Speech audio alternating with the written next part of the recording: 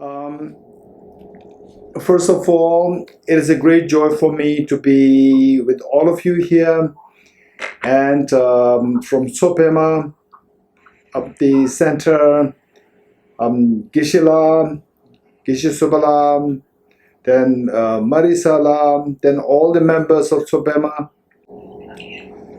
And since that we have two sessions, what we do is that we will have question and answers like half an hour in the end of both the sessions. You can freely come up with your questions. I'll be very happy. So basically, what the Buddha taught was that what the Buddha taught in Dhammapada was that even if we have a very bright eyes, but we don't have the knowledge, even if you have very bright eyes, but if you don't have the light, we will not see what is around you. Likewise, even if we have a very bright intelligence, but if we don't have the knowledge, then we will not see the reality, because of which we'll continue to suffer. This is what the Buddha taught. Okay, so the question is that what is that light? What is that light? If you have this light, then the darkness of ignorance will be eliminated, and then you will have the joy, the light of the happiness. So what is that light? What is that light of the knowledge? This is the question. To know the value of this light, we have to first see what our life is like. Our life, since our childhood, day one we are born.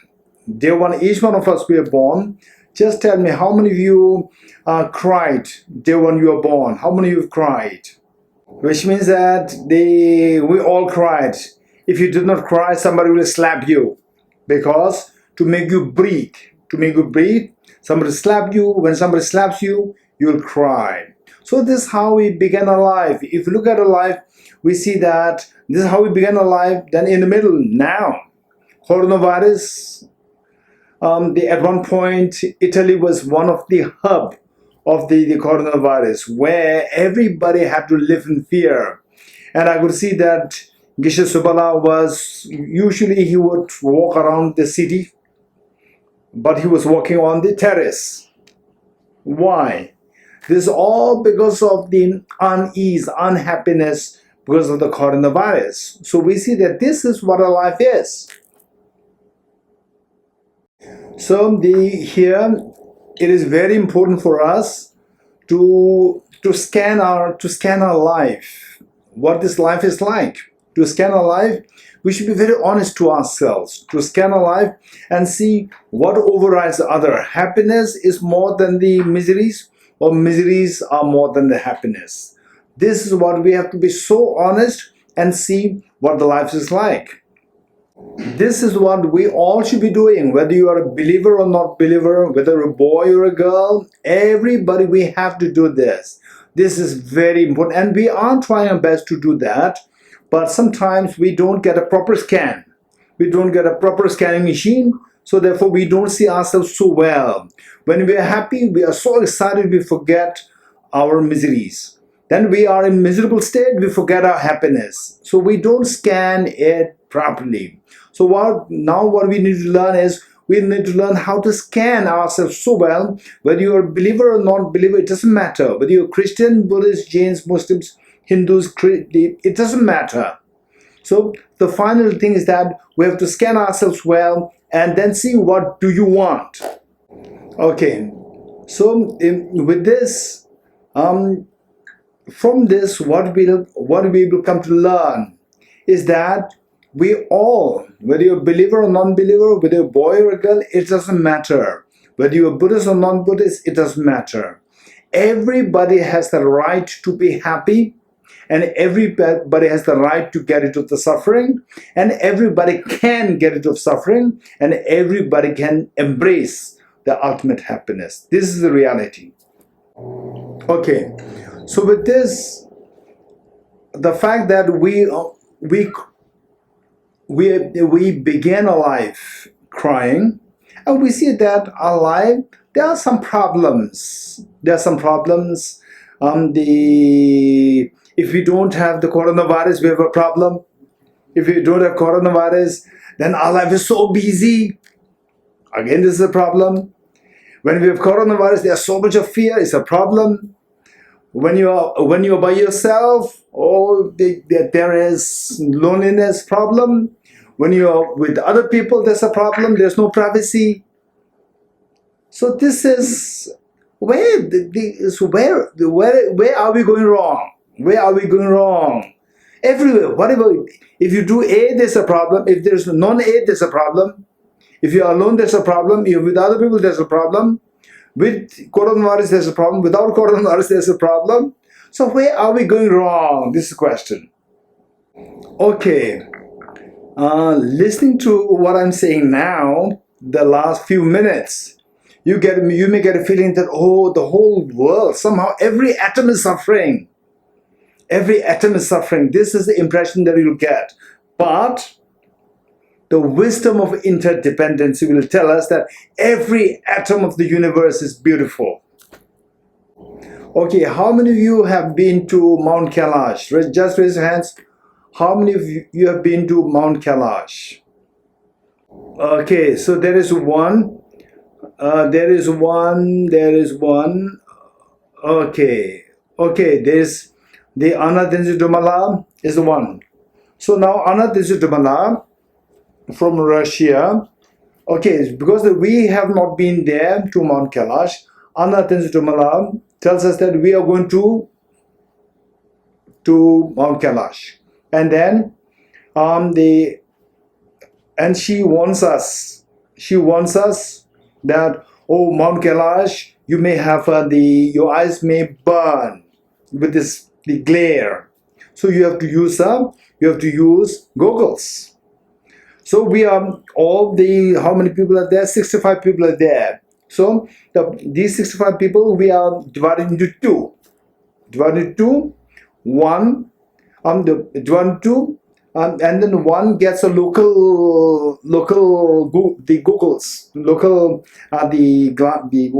goggles, which is very cheap and dirty, the not clean one.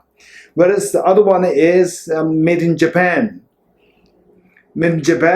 which is so clean, amazingly clean. And then the two groups went there. And then Anandinjidumala tells us that the Mount Kailash, the snow is so beautiful. We all go there, and Group A looks at it. What is there? It is so dirty. Group B looks at it, and it's so beautiful. So Group A looks at Mount Kailash. Group A sees everything of Mount Kailash as dirty. Group B sees everything of Mount Kailash as beautiful. Both are looking at the same Mount Kailash. So therefore, when we look at the world with the dirty lens of our own mind, with the dirty lens of our own mind, we see the whole world very dirty, whole world full of miseries. Every atom of the world as miserable. Whereas if we change this lens, make this lens a very clean lens, through this you look at the world, every atom of the world is very beautiful. So the next question is, what is this, the pure lens? What is this, how can we have this pure lens? This lens is a lens of the wisdom, the lens of the light of the wisdom, to see everything as interdependent. So this is where by changing your way of thinking, and this lens, it is not that the Buddha, Jesus Christ, they keep the lens for you. No, the lens we have to create. They will teach us how to create this lens within you. Okay, I will give you some real life examples. Number one is that during the last year, 2019, Amazon forest fire,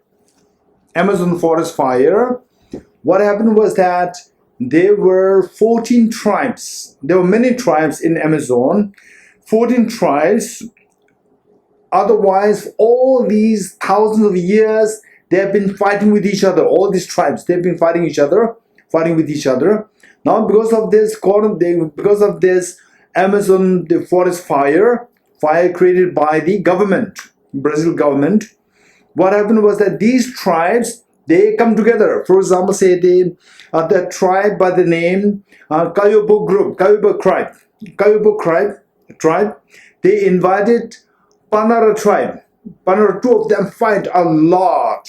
The first one invited Panara tribe to have a group discussion, to have a brainstorming, to fight against the government, to protect the Amazon forest. So they have been fighting all the way, all these 1,000 years. Now, because of this, the same common thread, they become friends. So now they see each other, they are friends. They are very happy to see each other. Earlier they see each other as enemies. Okay, now how come that these are the two same people? How come that now they become friends? How? Because the thinking, they change their thinking. They are getting a lens, new lens. Okay, so while I'm sharing these anecdotes or the examples, I will make sure that you become an active listener, not a passive listener, because I will ask you questions. Okay, the second example that I like to give you is that usually at homes, people they are what you call that, babysitters. They have helpers. So usually there's always some problems. The helpers would say that, oh, my employer is very rude, not kind, very strict. And the employers, oh, my helper, they are not loyal. They're not loyal. They don't come on time. I don't know what they're doing, whether they're stealing something from my house. There's always some friction there. Now, because of the COVID-19, the house owners, they miss their helpers. And helpers, they miss the house owners. Because helpers, they're not getting job. They cannot come. They don't get the job. So they find it difficult for their living. And the householders, they cannot manage their house. So they miss the helpers. So they know that they miss each other now because of the COVID-19. So from this we see that when there is no the COVID-19, the people who give the jobs, the employers, they should be feeling grateful to the helpers, babysitters. They should be feeling grateful to their employers because they are actually getting the benefit, both of them, both sides. Whereas when each of them, they are not getting benefits, then they miss each other, they love each other. So whereas when they really benefit each other, they take for granted. This is a problem. Now, in the case of now my question to you, in the case of the Amazon tribes, why have they been fighting all the way for 1,000 years, and suddenly they become friends? They see each other, they feel so happy to think of each other, and they see that you are my strength. Earlier, they say you are my destroyer. Now they say you are my strength. Likewise, the employer and employees, because of the coronavirus COVID-19, oh, you are my helper, or you are my supporter, you are my, say, who supports me. So there we see that whereas when they are really supporting each other, then they see each other as a problem. So in one case, they don't see each other as the supported and supporter. And now later, they see as supported and supporter. It's the same person, same people, same tribes, but then at one point, they become enemies, other time, they are friends. Employee, at one point, there's a little friction, and other time, they have such a feeling of the oneness. So what made these changes? where they become friends. What made them become friends in both cases? This is my question to the listeners, to the audience. Okay, so this is my question. What is that? What is that? What is that makes the whole, all the 14 tribes, Amazon tribes, they become friends? What made the employee becomes friend? They become friend. What made it happen? Why? Or how? There's no magic there. There's no magic there. Do you agree with me or not? There's no magic there. It's simply their thinking changed. Their thinking become broader. Their thinking become broader. So there's a change in their thinking. There's a cognitive thought process, change in cognitive thought process, which enlightens their knowledge. To have the wisdom of interdependency. That we are all interdependent. With the tribes, we are interdependent. With the employee, we are interdependent. When they know this interdependency, when this understanding of interdependency becomes so living, alive in the mind, then they feel the love and affection towards each other. Then there's a joy coming. This is known as wisdom of interdependence for inner fulfillment. So therefore, this understanding of interdependency, this understanding, where does it happen? It happens in your mind. So we need to have the new lens of our mind to see the Mount Kailash as so beautiful. Remove the old lens. Old lens is not seeing interdependency. The new lens is seeing the interdependence of everything. Okay, so now it's very important. How can I have this lens where wherever I look, I see everything so beautiful? How can I do that? This is a question. For example, let's say that if there is one sick person in the hospital, and you go to the hospital, the person says that, "What a nasty person! Why did you come here?" What will you feel? You feel very angry.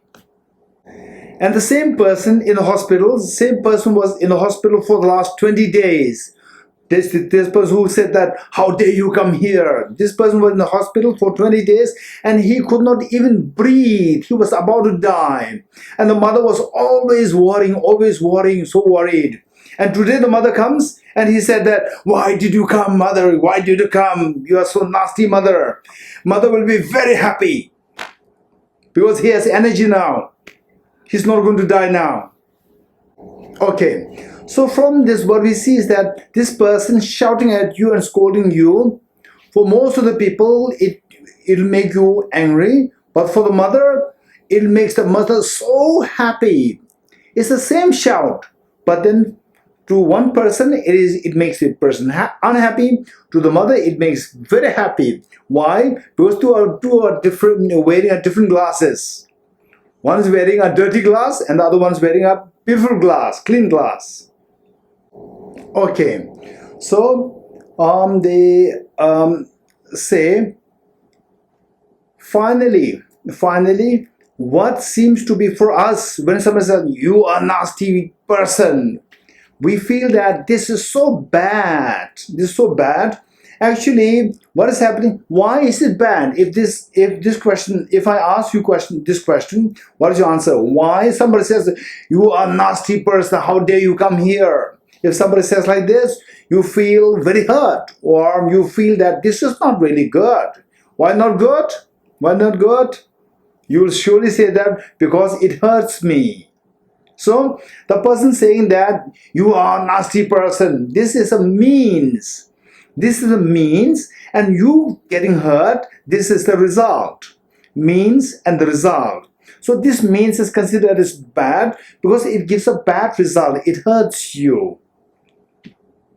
So when this person said you are nasty, then you feel hurt. But to the mother of this person, instead of being hurt, there's a joy coming. Now my son is very strong. He is not going to die. There's a joy coming. So this act, which we describe as nasty, whether it is nasty or not, it is determined by the effect. If the effect is positive, that becomes positive. If the effect is injury, then that is nasty. So therefore, what we can do is that why the mother feels so this act per se, this is not really the bad as such, but we see it as bad because it hurts us. Whereas for the mother, this is very nice because the mother feels joy. So likewise, if we can see everything with the light of a joy, everything can give you happiness. So this is how we can change the lens. Okay, now the point is that it's very important. Before I go into the technicality, I like to make a quick review or the summary of what I said already. So we see that we describe certain actions. Oh, this is very nasty, this is very bad, my employee is very bad, my employee is very bad, and then the other tribe is very bad. We describe like this because it gives an injury in us. So there are two things. One is a result, which is in the form of injury, and one is the cause, which we describe as good or bad, and then the result is the injury or the happiness that we experience. So we have to distinguish between the means and the result. Means and the result. These two are not same. Recently, I watched one documentary film of His Holiness the Dalai Lama with another respectable gentleman. I watched it, and this gentleman, and the moderator, he asked the other gentleman, just give me your last word, a word of advice to me. And the gentleman said that, I remember when I was very young, the gentleman was already 95. He said when he was young, there was the very senior respectable person, and the respectable person asked him that, don't be a dog, be a lion. So he asked the moderator, don't forget this. And the gentleman asked, why not a dog? Why lion? And the answer given was that, dog, if you throw a stone at the dog will chase after the stone. The lion will not chase after the stone. A lion will attack you. Lion knows who throws the stone. Lion will not chase after because the dogs, they will chase after the stone. Stone is the means. Stone is the means. The real person who create the problem is the person. So the lions will attack the person, not the stone. Okay, so they say, somebody says that you are very bad, you are like this. When you say this, so then you feel that I'm being attacked. So you are become like a dog. To see that, just look at this gesture, you don't see the effect. Whereas other people who are very smart, who look at the effect, okay, the person says like this, I feel affected, I should learn how to be strong. So it gives me such an opportunity for me to become strong. So they will feel joy when they become like a lion. To see the effect is there. This is just a means. But the mother, out of love, you see that the child says, oh, what a stupid mother. The mother feels so happy. Now my child has energy. So this gives such a joy to the mother, because the mother don't see this gesture as this is just a gesture. So it indicates something else. So the mother is like the lion, and the other people, they are like the dog. Okay, so now I'll go to little technicality.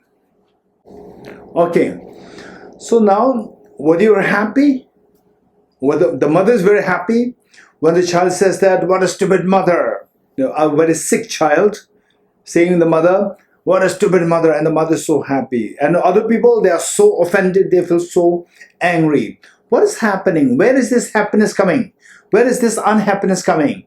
It's all happening in your mind, which is not physical. For this, we need to know how the mind works.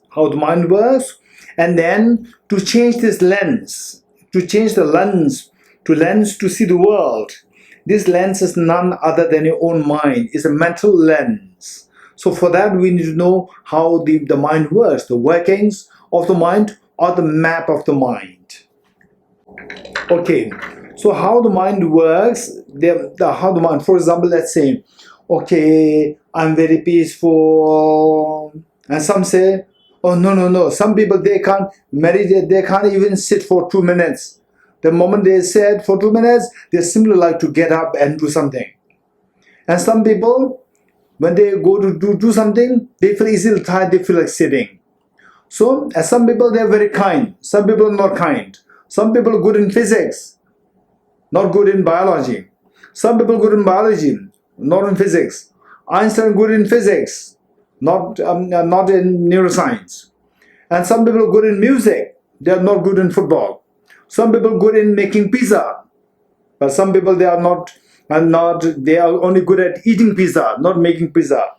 So this is how people differ. This is all the workings of the mind. So this mind has so many functions, and if I tell my sister that, oh, my glass is dirty. If my sister is in Italy, if I tell the Marisala, my glass is dirty, what should I do? If I then Marisala will say, the glass is in your hand, it's not in Italy, it's in India with you. Clean this up, you can do it, clean this up. It is in your hand, it is not in Russia. It is in your hand now, clean this up. I see, I have to clean this up, how? Then she will tell me how to clean this up. Then I do it, it becomes very clean, I look at it so beautiful. So therefore, finally your mind is in your hand. You can shape this mind. It is for this reason that the Buddha said that your mind is your friend, your mind is also your enemy.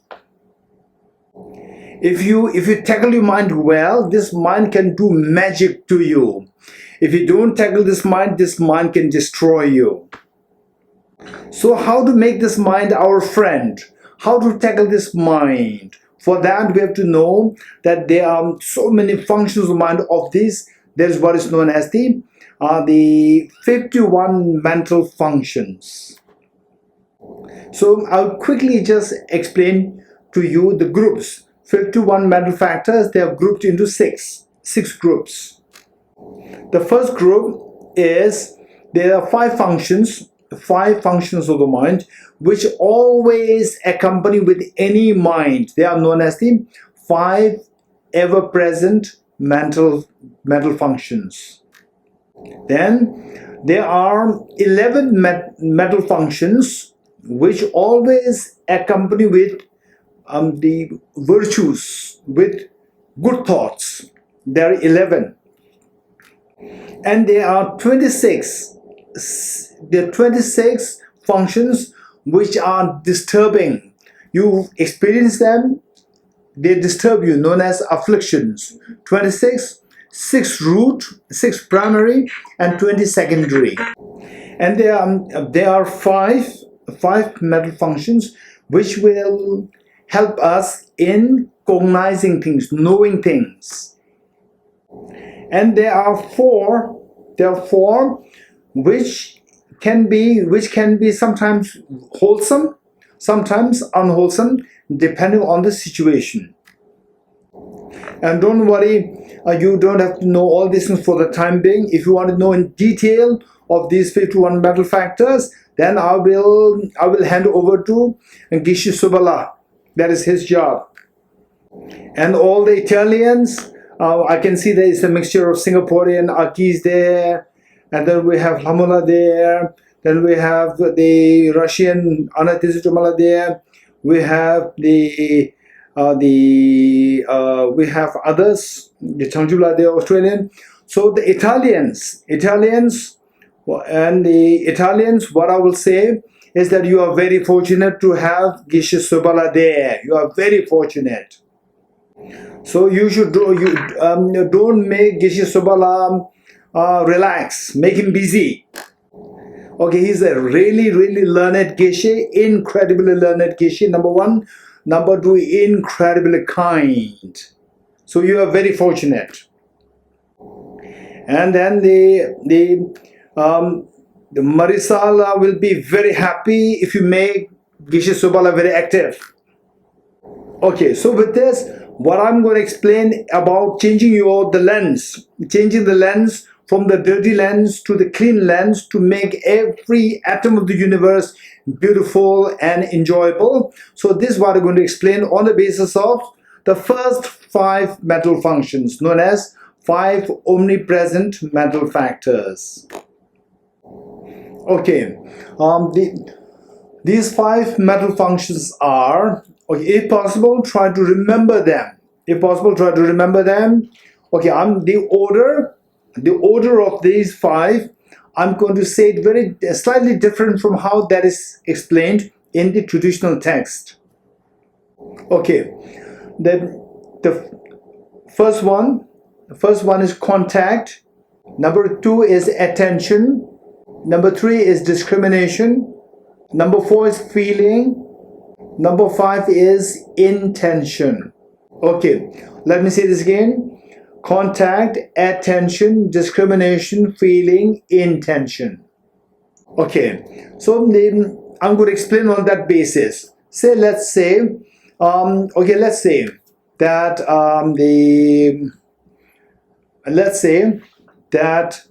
your mother early morning today, your mother knocks at your door in the morning, knocks at the door, and then just opens the door and comes with like this. Okay, like this. Good morning, my son, my daughter, good morning. And you are fast asleep. Why my mother's coming so early in the morning? Why? And then you are half asleep, you don't see things very clearly. So what you do is that you look at your mother and you see that your mother's holding something. So because your eyes are very hazy, okay, your mother is holding something. Okay, so what happens is that this is very important. Now you have to be interactive. You have to be interactive with me. So when I ask questions, you may not give it orally, but mentally give me the answer. Okay, so your mother comes and you are partially asleep. You are still, usually you get up at like 7 or 8 o'clock. 8 o'clock, and then today at 6 o'clock your mother comes, something like this, and you are deep in sleep. Now you're woken up, but partially woken up, and then you see why you come so early, mom? Why you come so early? And then you look at her hands. You see something in her hands because you are partially asleep. You cannot see it so well. So what will you do? You will rub your eyes. You rub your eyes. First, your eyes come in contact with what the mother is holding. Your eyes will come in contact with what your mother's holding, but you don't see it so clearly, so you rub your eyes. That is why you are rubbing your eyes, to pay attention.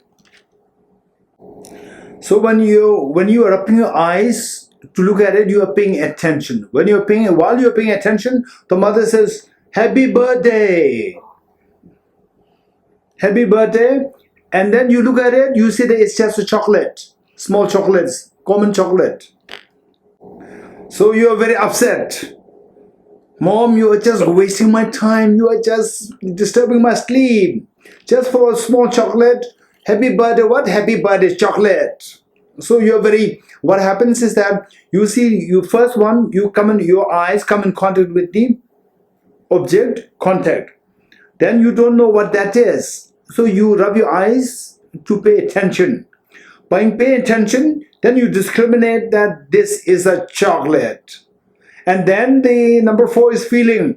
A very unpleasant feeling comes to you. Because mother, you disturbed my sleep just to give me a piece of chocolate. Chocolate you can give any time. So mentally disturbed. Then what happens? Intention to push the chocolate away. And then after you say that, "Mom, get away, get away," you push the chocolate, then your sister comes. Sister says, "Happy birthday." Again, she brings something. Again, what you do is that you come in contact with what your sister was holding, number one. Then you pay attention. Then you discriminate. The number three is discrimination. You see that this is iPhone 11. iPhone 11. Then very pleasant feeling comes to you. Pleasant feeling. Then the intention to embrace it. So you are happy, not happy. When somebody says you're a nasty person, you are happy, not happy. Of the 5 mental functions, it's a feeling. Number 4, feeling.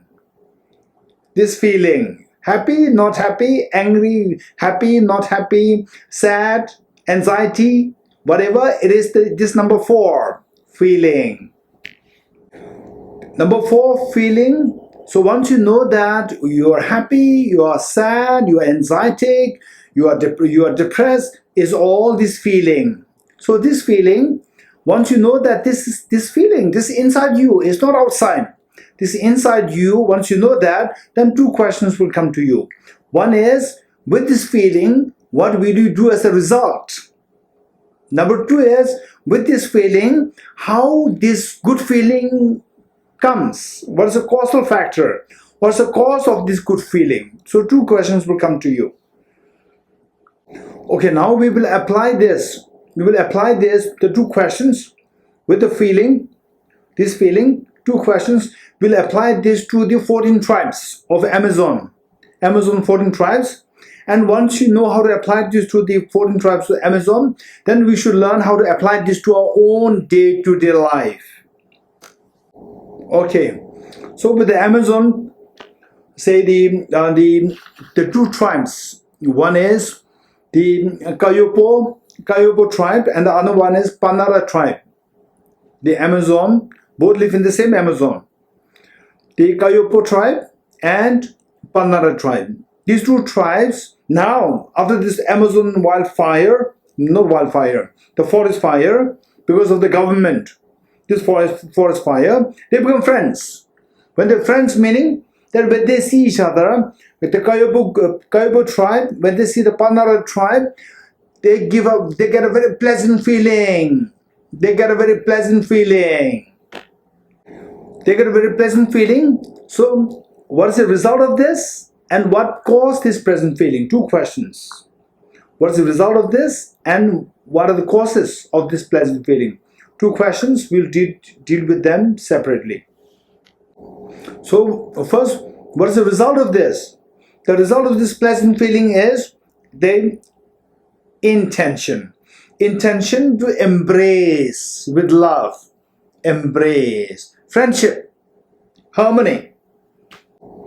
So now what is the cause of this pleasant feeling? What is the cause of this pleasant feeling? Okay.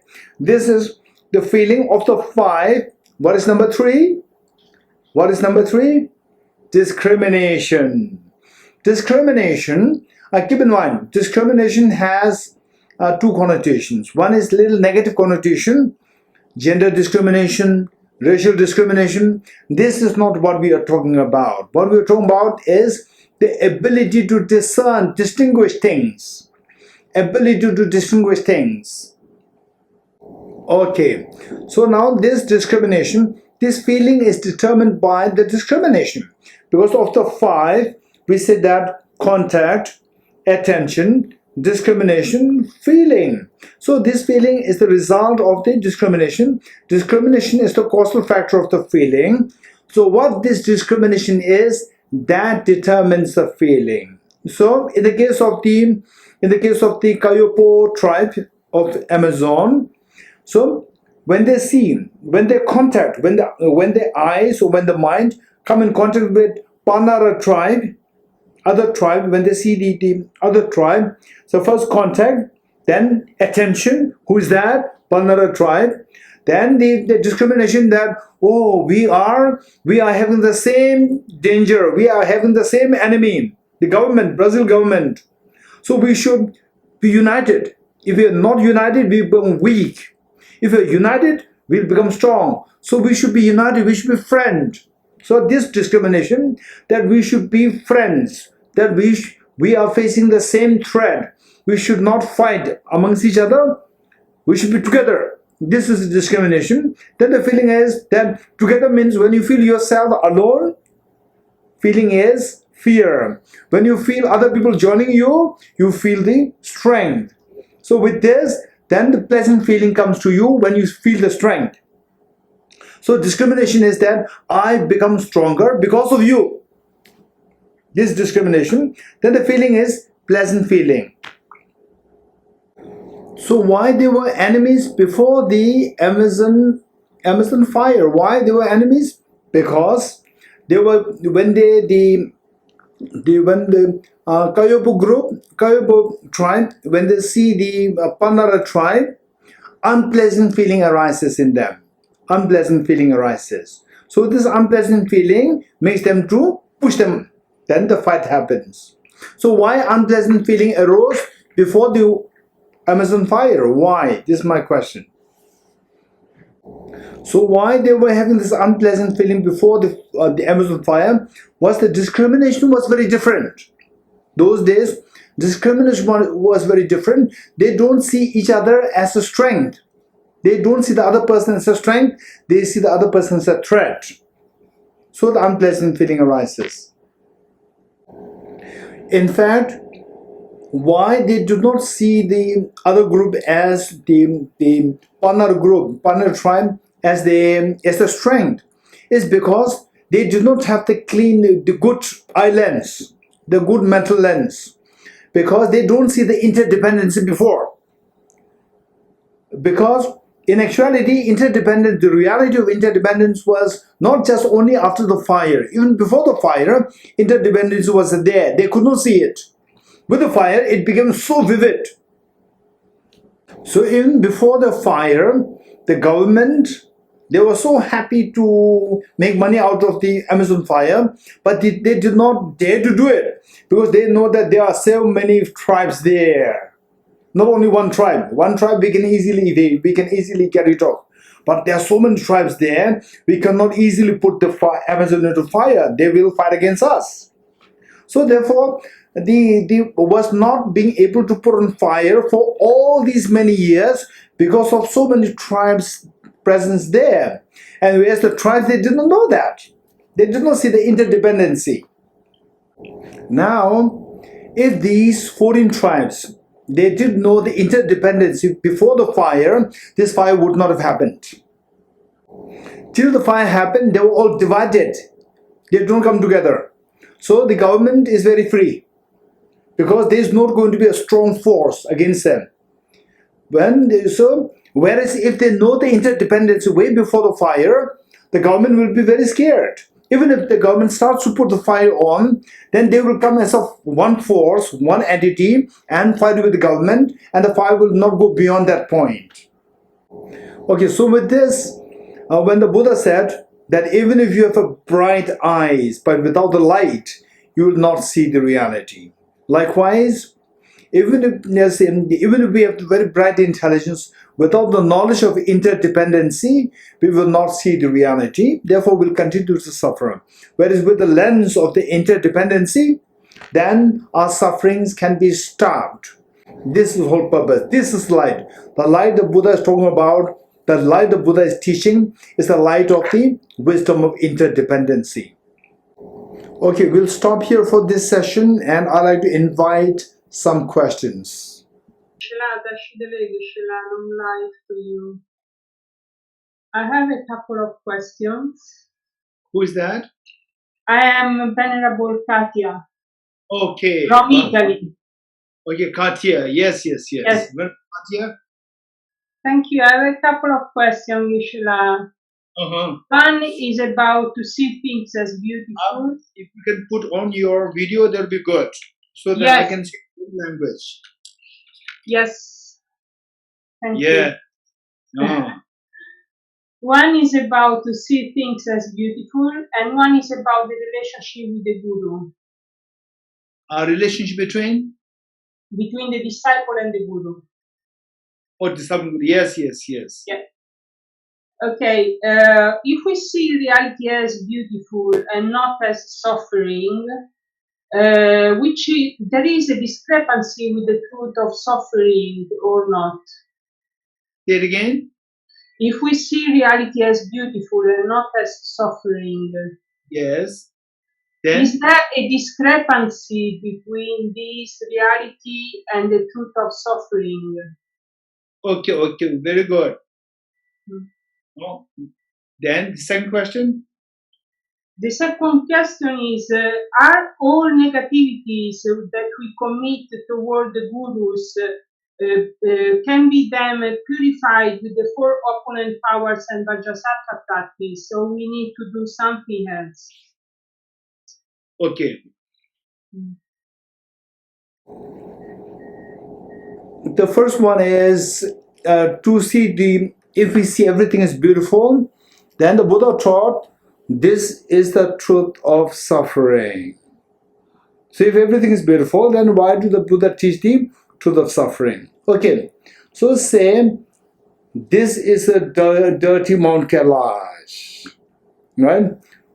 This is the dirty Mount Kailash. You don't like it? I don't like it. I don't like to see the Mount Kailash dirty. So this the Anatinsi Dumala will tell those people who put on the dirty glass. Whereas Anatinsi Dumala will tell those people with the clean glass that this is the beautiful Kailash. You're getting it? So when the Buddha said this is the truth of suffering, means those people who see things as so objectively real, independently real, self-grasping ignorance, for them the Buddha said that this is the truth of suffering. Then those people who remove the self-grasping ignorance, the dirty lens of self-grasping ignorance, Buddha said this is the truth of the cessation of suffering. Okay, thank you, Geshe. Then the next part is about the four powers. Four powers in purifying the negativities. Yes, the four powers, if they are in the full form, then it says that there is no negative karma which cannot be cleansed by the full-fledged four powers. Whereas in that case, the four powers may not be in full form. It can be, even the regret may be too strong. Even the regret can be partial. And then the refuge bodhicitta, and then the antidote may not be full-fledged. Then even the last, not relapsing to negativity, will not be full. The question is this. She said, usually we work with our ego. So when we see object, usually we feel attachment or repulsion. So we don't want them. So if we know our mind and our mental processes, can we eliminate this process of attachment or repulsion, or there is another process we can apply to do this? Okay, this is a very practical question. Thank you so much. I will give you one example. Let's say that the say maybe Tatiana, you must have say when you were say sometimes maybe when you were younger, like when you were age in your 20s, when you are in the school, sometimes you try to scare your mother by putting on the like ghost clothes, pretending so like a ghost, and the mother is so scared. So you must have done it. So first, your mother was not expecting anybody there. From behind the door, you come with the ghost, the dress, and the mother is so scared. So there, what is happening is that the mother saw a ghost there. You in the guise disguised as a ghost. First, discrimination is you see as the mother see you as a ghost. Then the feeling is a unpleasant feeling. The mother doesn't want this unpleasant feeling, so she screams. And then the next, you remove your clothes. Okay. Then, oh, it's my daughter, right? Then discrimination is my daughter. Then the pleasant feeling comes. Then she embraces you. right? Just change the cognitive thought process, feeling is automatically changed. When the feeling is changed, then the ego will subside. Then we'll embrace everything beautifully with love and affection. So therefore, to change the cognitive thought process, this is so important. For that matter, it is like dream. In the dream, there's so much of fear when the ghost comes to you. When you wake up, the fear dissolves to know that this is a dream. So we change our cognitive thought process or the discrimination to change the feeling. So once the feeling is very pleasant, ego will come down. Ego is that I want to prove that I'm special. I want to prove. So if I don't prove, then you feel fear that everybody will abuse you. There's a fear there. So to prove, so that to protect yourself, you try to prove yourself with the ego. When that is happening, the feeling is unpleasant. When you get a very pleasant feeling with your mother, you will not prove. You with your mother, a pleasant feeling is already there. You don't have to prove. So therefore, the point is to change the discrimination. To change the discrimination by seeing everything differently, we use the analytical meditation. We need analytical meditation to change it, and of course, to change this discrimination has to be done on 3 levels: study, reflection, and meditation. We have to do these 3 things. Thank you. Welcome. Any more questions? Miu Peng?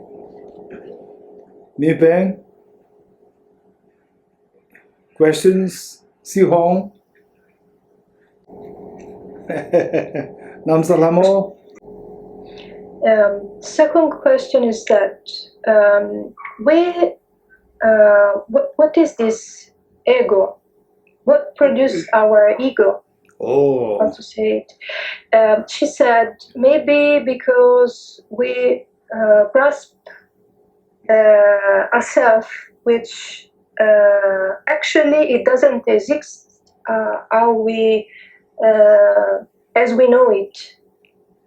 So she said, in other words, we doesn't have self which intrinsically exists. So how is produced this ego? She said, it's like an aggregate that we have during all mental habits. What produce it? Our mental habits produce this ego, our wrong view.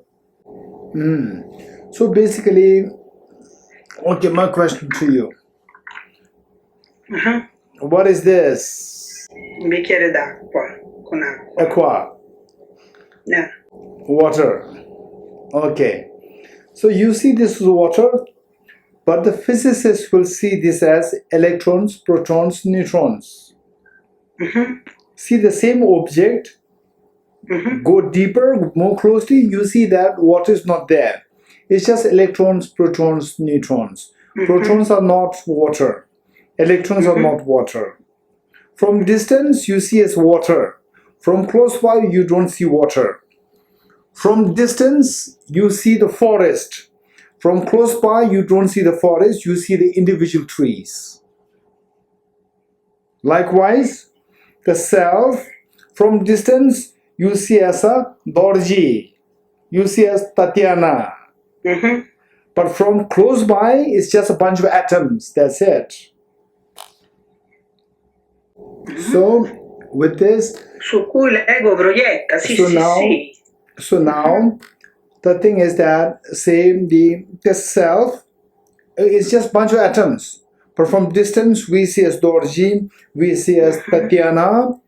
So what makes us see that is that, like the Mount Kailash, dirty Mount Kailash, say this Mount Kailash, there's no dirtiness there. But when your glasses are dirty, then you see the Mount Kailash dirty.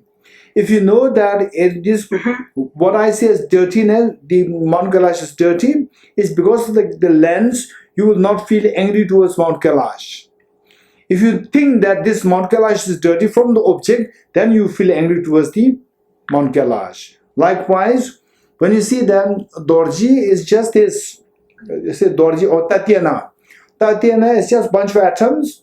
Then my mind sees as Tatyana, then the ego will not arise. Whereas if I see Tatyana as objectively, intrinsically there, not by my dirty lens, but intrinsically there as a Tatyana, then our mental habit, mentally, the mental habit from the past, so this happened, will make the Tatyana feel as I am more important than others. Then the ego arises.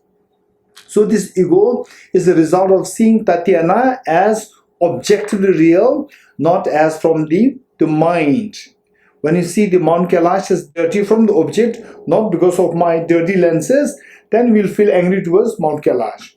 If you see that, oh, the Mount Kailash is clean, from my dirty lens, I see dirty, so therefore you will not feel angry towards Mount Kailash. So likewise, when you see Tatyana as empty, is from the object there's nothing, there's Tatyana. It's simply my mind which imputes Tatyana, then the ego will not arise. When you see as Tatyana from the object, not from the mind, then the early habits that this is more important than others will come in, then the ego arises.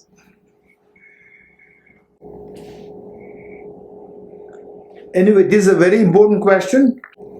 Tatyana's question is very important, and that this we have to study emptiness separately. So we have Geshe Subala there. Okay, Mr. B.M. Khanna. Mr. Khanna ji. You are on mute. Okay, unmute. Okay. Nice to meet you. Thank you, sir. Very nice talk. Yeah, nice to meet you, Mr. Khanna ji. Thank you. Thank you, sir. Welcome. Okay, Marisala, we'll stop here for break. Geshe, I would like to introduce you to the president of Samantha Badra Institute, where where Carmen is the translator, and we're using Zoom. So if Placido is around, make himself. So this is Placido, the new president. So now you. What's your name? Placido. In Italian, Geshe, it's Placido. Placido. Oh, nice to meet you, Placido. Nice to meet you, Geshe. Thank you. Thank you. Thank you very much. Thank Very you. beautiful. Okay, so we'll meet. Geshe, your time 5 p.m. is when we come back? Yeah, 5:30. Oh, 5:30 your time. Is it 5:30 or 5? You decide. 5:30. Okay. Our time per noi alle ore 14. Okay. Thank you. Again. Thank you, Geshe. Thank you, Carmen. Thank you, Carmen, for the beautiful translation. Thank you. Tashi Deleg. Thank you, Geshe. Thank you, Geshe. Thank you. Thank you. Thank you. Thank you, Geshe. Thank you. Tashi Deleg.